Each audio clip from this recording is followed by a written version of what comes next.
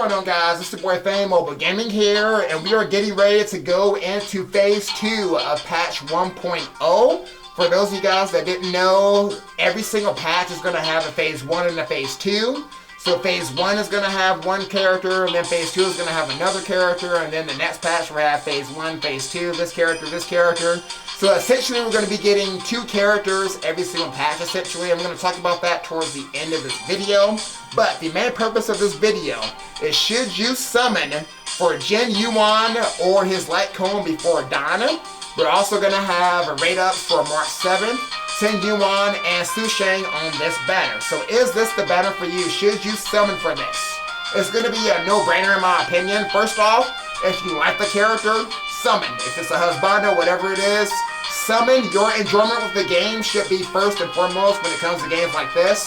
Because you're going to summon for a character that you don't like, you're not going to be having fun with the game anyway. But anyway, as far as the 4 stars is concerned, honestly, the 4 stars actually make this banner worth summoning on more than the 5 star, because Su Shang and Jing Yuans are the best 4-star characters in the game in my opinion.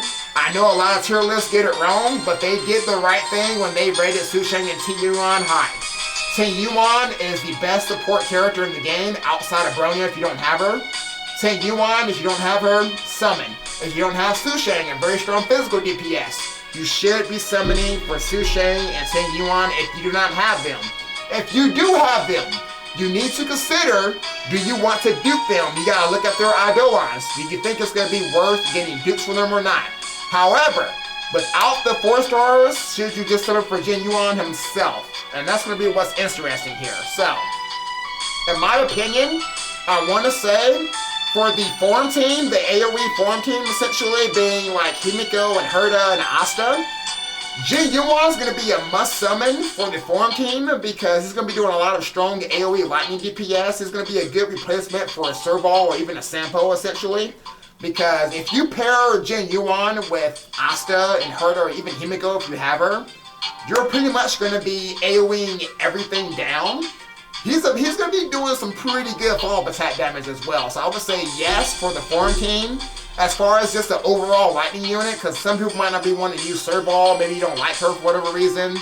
Think of Jing Yuans as a better Serval essentially. Somebody that's going to be doing better AoE lightning damage, a better single target attack, and he's going to be able to follow up. So I'm going to say he's going to be pretty good there. We're going to do a full breakdown on what the character does when we get the patch notes because we have no idea what the light cone does. Because we're going to be talking about using someone from the light cone along with Jing Yuans. Now, some interesting information has come across from the Discord that I'm in, which you can find in the description box below from the official Discord for Honkai Star Rail. Somebody came to my attention with whenever you summon on the banners, you have a 50% chance to get the raid up unit on your first 5-star pool. If you do not get the raid up unit on your first 5-star pool, your second 5-star pool is guaranteed 100% chance to be the raid up unit. Now, is this true or not? Yes or no? Because if it's true, and every time you summon on these banners, and you don't get the character you want the first time a 5-star appears, the second time you summon is guaranteed to be the character, that's actually pretty interesting. Now, I want to say I believe it, because when I did Sealy summons, I think I got, what was it? I got Jeopard when I was summoning for Sealy, and then after I got Jeopard, I got Sealy. Recently, I summoned again, I got Himiko on my first 5-star, and then I got Sealy. So I want to say so far, at least in my experience, every time you don't get the character, you are guaranteed, pretty much, yeah, you're guaranteed to get the raid up character. So, as a free-to-play person, should you be saving up a lot of currency so that way if you do get shafted the first time, you're guaranteed to get it on the second one. So when it comes to Jing Yuans, because if you didn't summon for Sealy and you were saving for this one, maybe you want to save for some other units coming. So let's quickly go off this banner and see what's coming next to the game, alright? Alright, so we're going to take a look at this tweet here, which is pretty interesting. So this is coming from Honkai Star Revengers. So they have pretty much the roadmap for the CN side of things anyway. This is CN. Now, patch 1.1, they're scheduled to get Phase 1 is going to be Ryocha. Phase 2 is going to be Silver Wolf. And then the next patch after that is going to be Phase 1, Kafka. Phase 2 is going to be Blade. And then patch 1.3, we're going to have Phase 1, Dan Hang, IL. I don't know what IL is. And then we're going to have Fushua for Phase 2. I don't know who Fushua is, but you do see all these other characters while you're doing the story, which is pretty interesting if that's how they're going to do it. So, if you don't know what those characters look like. So, we do know Luosha's right here, so you do get a chance to use him in the main story. And you got Silverwolf too, who's a part of the story as well. So, without spoiling it, if they're going to release the characters like that, that kind of lines up as far as the story relations go. That kind of makes perfect sense, if I'm being honest. Now, one thing it does not mention is Yukong.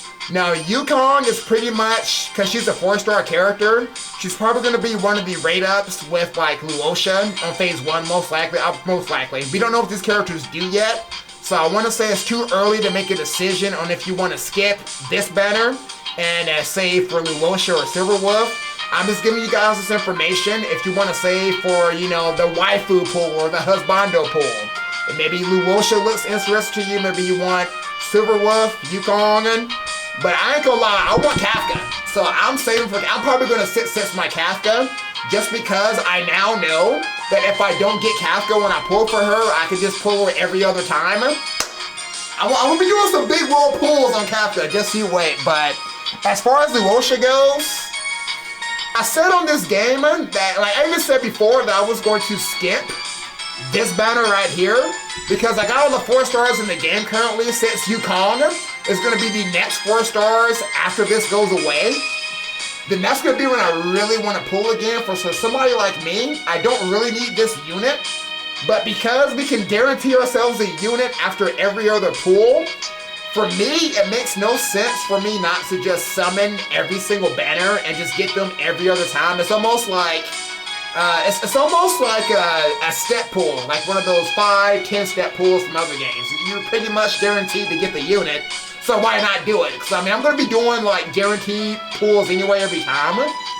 So it'd be good for me to like test the unit out and give a better opinion on the units, I guess. So I'm probably going to go for it just so I can dupe my Sushang and Jing Yuans. But anyway, that's all I got for you guys in this video. We're going to do a full breakdown when the patch notes come. So it's going to be pretty interesting, guys. Pretty interesting if you want to get Jing Yuan or say for Luosha and Silverwolf. Pretty interesting. Anyway, see you guys in the next video.